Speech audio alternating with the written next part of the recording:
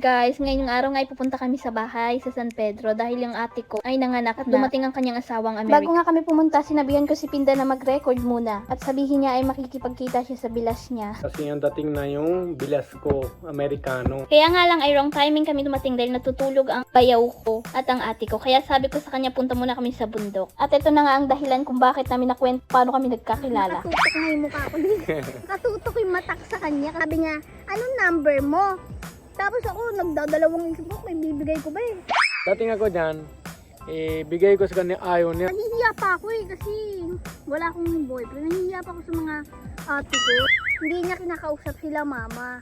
Ako lang ang inaano niya. Hiya pa ako doon eh.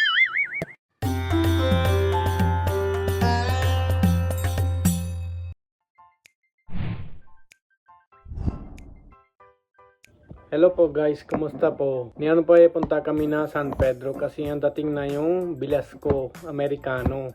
Kasi yung asawa ko, Feli, kapatid niya asawa, Amerikano. So niyan punta sila po doon sa bahay, kaya punta kami doon po. Kaya na tawagin nila kami, sabi niya punta ka dito kasi yung bago pa anak yung ate niya. Kaya punta pa po kami nandun ngayon. Ano naman talaga suotin ko? Wala na ako t-shirt dito. Nakakainis.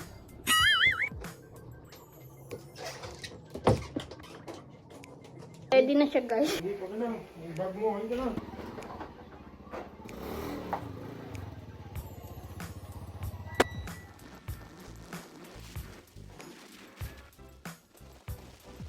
Yan guys, malapit na kami sa bahay.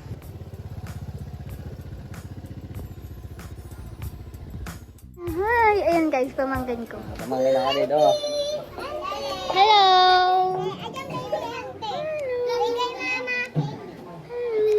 And bless wow, ang cute may Snow White. Yan ang nanay ko guys. Hello. Kakadating lang nila. And my older sister. Oh, bakit parang nalungkot ka? So guys, nandito kami sa bundok ulit. Gusto namin dito kasi maliwanag. Ganda po dito kasi tahimik. Andun kasi ingay sa bahay. Marami kasi sila mano eh. Oh. Ang gaganda ng bahay dun guys. Oh. May mga May taong gumagawa. construction na may gawa na ano. Ang sarap sa gantong lugar, no? Tahimik. Hanap naman anong comment ng video reply natin. So guys, liga dito kay Anta. Bata talaga yung mga pamangkin, sunod na sunod eh. Oh, dito kayo mano. 1, 2, 3, go. Hello guys! Oh, saan kayo niyan dito? Bundok, Saan bundok dito? Pilipinas. Pilipinas naman talaga. Ano San Pedro? Magpakilala muna kayo isa-isa. Ano pangalan mo, be? Ito muna una. Yayang. Ito? Ano pangalan, be? Ito? Lasa. Ah, Chabungi. Kaya punta kami dito kasi yung bilas ko sa loob.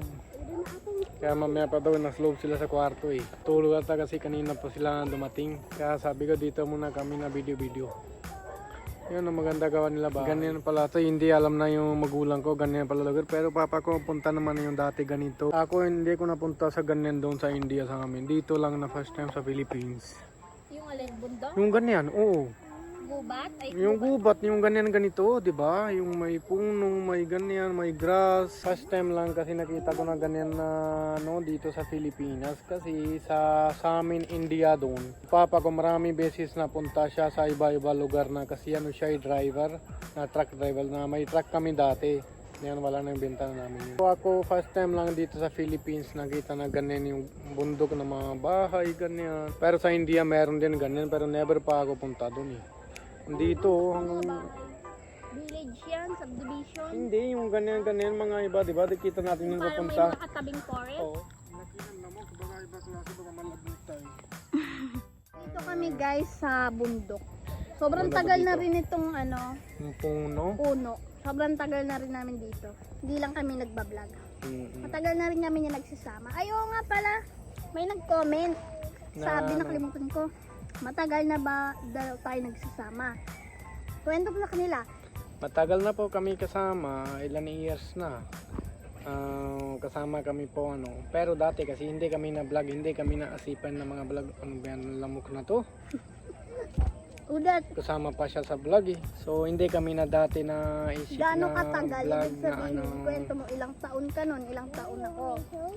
matagal po 2020 ba nalala kami yung una. Ngayon 2025 November. So 5 years na kami po magkasama. Saan ba tayo nag-meet? Na-meet po kami dito sa bahay niya, San Pedro. Dito sa Benbeanan. Paano tayo nag-meet? Wala, nakita ko lang siya na sa tingin siya sa akin kasi naupo ako sa tindahan tapos inom ako na cobra doon. Tapos nakita niya sa terrace. Oo. Sira pa yung terrace namin, hindi pa nagagawa Hindi yun, pa nagawa guys. yun. Kaya may malaking butas. Kita ko siya dun sa may, ano ba to? Sa motor nakaupo. Nainom siya ng cobra. Ako nasa taas, siya nasa baba. Medyo malayo. Sampay po siya damit doon na... Hindi ako nagsampay. Unang-una. Nakita ko na ganun ka na eh. Yung unang-una talaga kasi, pumunta siya sa bahay noon, tapos may mga dalang bedsheet, guys. Mga kumot. Tanong ko si mama niya. Mama niya lumabas. Oo, pero nakita rin kita noon. Tapos, sabi ni mama, hindi daw, ayaw niyang kumuha ng pautangan nito. Oo. And then, mga ilang araw, nagkita na naman kami. Pangalawang araw ay doon ako sa terrace. Nag-aaral pa kasi ako nun, guys. Siguro grade 9. Grade 9 or grade 8. Tapos, kita ko siya doon sa upuan. Medyo malayo. Nainom siya ng cobra. Yun, napatingin ako kasi nakatagilid. Sobrang tangos ng ilong. Kaya ako napatingin. So, yun. Tapos may ginagawa ko nun eh. Naggagawa ko ng homework ko. Kausap ako sa cellphone. Hindi ko na siya napapansin dahil na nakatutok nga yung mukha ko dito. Nakatutok yung matak sa kanya kasi sobrang tangos. Tingnan matagilid ka. Ayan oh. Ayan. Tingnan niya, tangos na ilang ko eh. Kaya na... Oo, tapos nung tumingin Tingin ako siya nun, sa guys, akin, sa kanya, siguro nakita niya ako kasi nung pagdaan niya, tumingin siya sa akin, sumilip sa butas. Tapos naisip ko, hala baka nakita niya nakatingin siya sa akin. Baka nakita niya nakatingin ako sa kanya kanina. Ano mo nun, nung nandun ako sa terrace, paano mo ako nakita tumingin sa'yo? Wala na kasi natingin ako bigla lang doon na sa taas lang ganun ako tingin eh.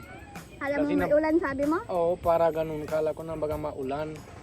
Pinapansin ko siya doon kasi tinatingin sa akin. Unahayan ko lang eh. Sabi kasi na naman tingin sa babae sa akin. Unahayan ko lang. Tapos ulit naman tinatingin na naman siya. So, ang guys, matagal na rin kami nagkikita pero tinginan lang kami ng tinginan. Siguro mga 1 linggo Oo, ganun. bago siya umamin. Bago siya nagbigay ng letter, guys. Nagbigay siya ng number, hindi ko naman hinihingi. Kala ko kasi para mausap, para kilala ko siya ganun. Kaya bigay ko siya number. Wala siya load. Pinaloadan ko pa siya. Hindi. Binigyan niya ako noon ng ng number niya. Wait lang, doon muna tayo sa yung pagdaan niya muna. Yung pagdaan niya, nakita niya na nga ako noon. Ang pinupuntahan niya, yung ate kong pinakapanganay, doon sa dulo kasi nakatira. Suki niya. Tapos nalaman ng ate ko yun kasi tinatanong ko rin yung ate ko na sabi, "Te, gumbay mo yun ng pugi, gumanon pa nga ako." Tapos sabi niya, gumanon sa ate, ging pangalan, girly. Tapos hindi ko alam na sinabi na ba sa'yo na agad ni Ate Gingging? Ay hindi. Hindi na sinabi. Yung malaman na ganyan, doon pa siya sabi sa akin dyan. Yung nalaman niya na parang, ano ba to? Tinatanong mo siya. Nalaman niya na na parang nagustuhan ko, doon niya na ako pinakilala dito. Tapos nung pumunta si ate ko sa bahay, doon din nanghil to. Tapos sabi ng ate ko, Eric kasi pangalan niya dito, guys, dito sa lugar namin. Kasi yung mga Indiano katulad nila, nag-iiba-iba sila ng pangalan. Opo. Kasi yung pangalan naman kasi malaki yung mahaba. Hirapan na mga iba mga suki na tawag. Kaya yung malit lang na pangalan para dali na matawag. Oo. Ang pangalan niya, guys, ay Eric. Tapos nung naningil siya dyan sa bahay, sabi ni Ate Gingging, "Rick, eto nga pala ang kapatid ko, si Feli." Tapos nahiya ko kay Ate Gingging kasi pinapakoy lolo ko. Tapos at sabi niya lang, okay po ate. Tapos yun, hindi naman siya namamansin nun. Pero nung sunod na araw, haba kasi guys sunod na araw, Naulit ganun din na timing. Oo, tinginan naman ng tinginan. Tapos may isa akong kaibigan. Itong kaibigan ko, may sulat ako nun eh. Nagsulat ako sa, ang nakalagay doon, "Hi, I like you." Sinulat ko lang sa sa may papel. Tapos, sabi ko sa kaibigan ko, bigay mo to kaya sa kanya. Kasi nga, iba na rin feeling ko, parang gusto ko siya. Kasi nakikita ko, panay tingin din talaga siya. Kaya panay tingin din ako. Tapos, nung sabi ko sa kaibigan ko, ibigay mo to sa kanya, yung papel. Tapos, yung iaabot ko na yung sulat sa kaibigan ko, nakita ko siya na may kinakausap. Kasi may butas nga yun doon. May butas, kita ko talaga siya. Sabi ko, ginawa ko yung papel, sabi ko, ay, wag na, Bi, may kausap, baka may jowa na. Yun, kinuha ko yung papel.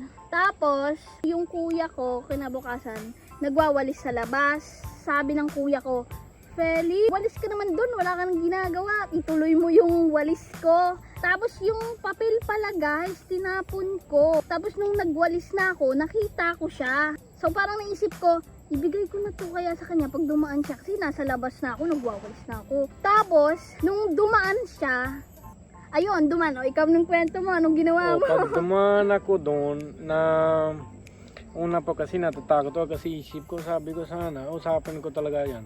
Pupunta ka doon, ningil ako doon mga suki ka iba. Tapos doon masusulat na ako number doon. Sabi ko na yan, pag stop ka dito, bigay ko sa kanya.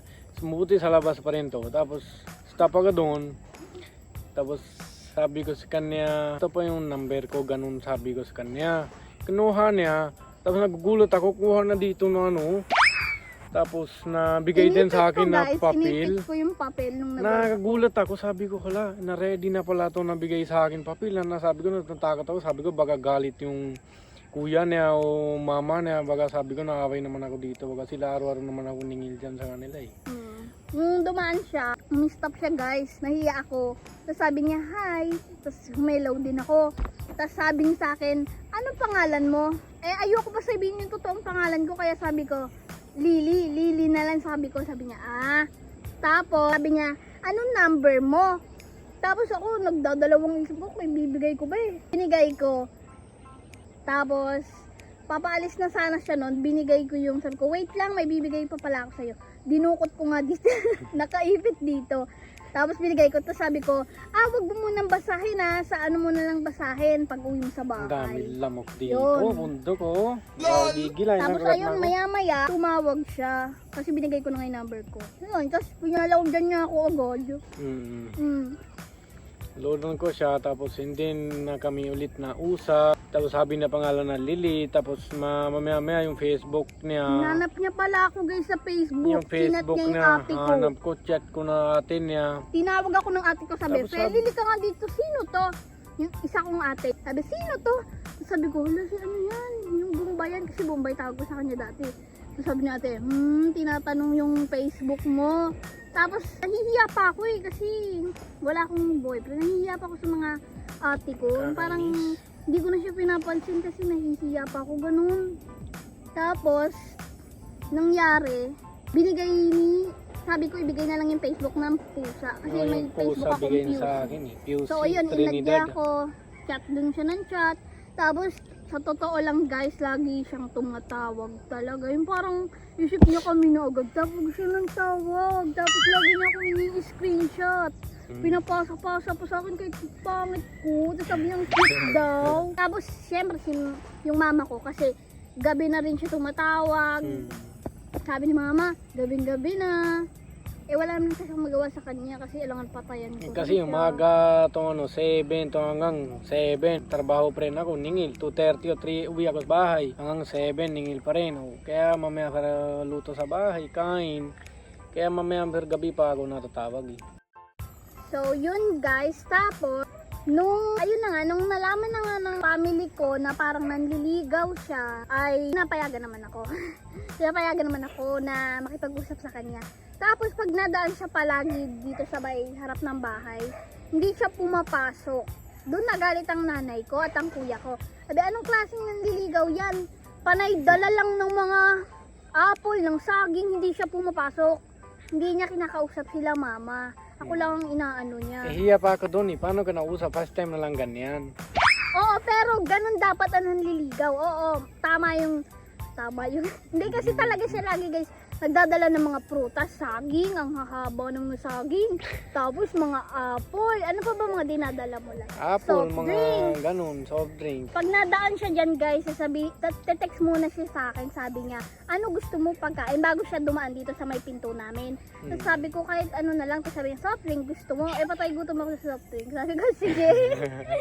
Yon. Tapos sinabihan ko siyang pumasok ka sa bahay kasi gusto nila mama na makausap ka. Ayun ang sabi. Tapos, pumayag naman siya nun. Nung pumasok siya guys, pagpasok niya, pinaupo. Sige, okay lang. Tapos guys, nung pumasok siya sa bahay, pinaupo siya nila mama ng kuya ko. Umupo lang siya, kaganto lang siya. Oh. Tapos ganun lang siya ng ganun. Pakita mo naman yung ano ko, gumanon lang siya. Kaganon lang siya guys. Tapos, 15 na yan. So, andun tayo. Nung pagpasok niya sa bahay, naka-stop lang siya. Tapos, yung kuya ko rin, naghihiya sa kanya. Ganun Ako din, hiya na sa ganun kanila. lang. Hiyan lang ba? Yan ang ba sabihin ko sa Tapos, kanila.